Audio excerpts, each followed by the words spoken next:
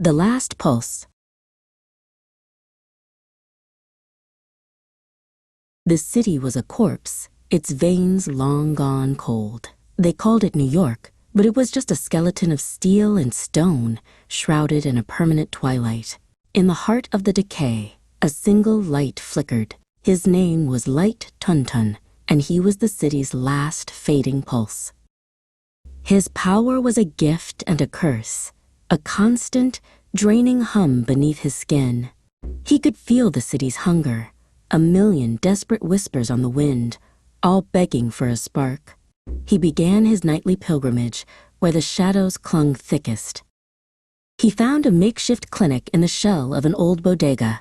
Inside, a woman held a sick child, her face a mask of exhaustion in the gloom.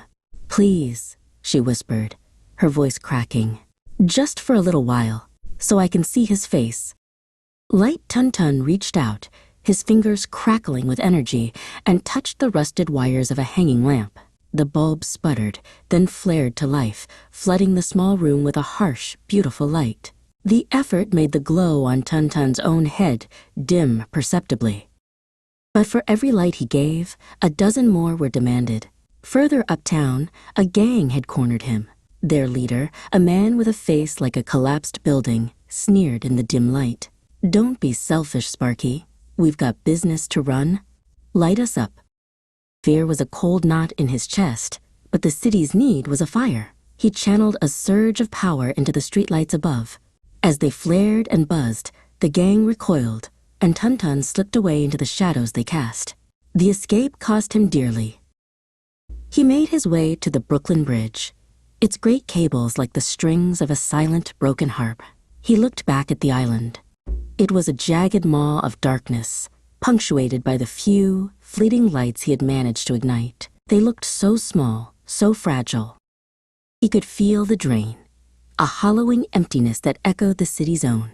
Every spark he gave was a piece of himself he would never get back. Was he saving the city, or just prolonging its agony? The question echoed in the silence.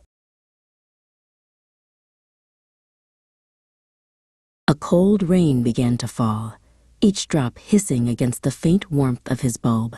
As he stared into the abyss of the city, he saw another flicker in the distance.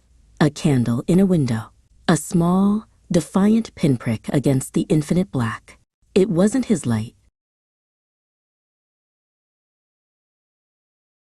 For a moment, he felt a surge of something other than exhaustion. Hope, perhaps. Or maybe just the recognition of a fellow sufferer. He took a breath, the cold air stinging his lungs, and began the long walk back into the night. It was far from over.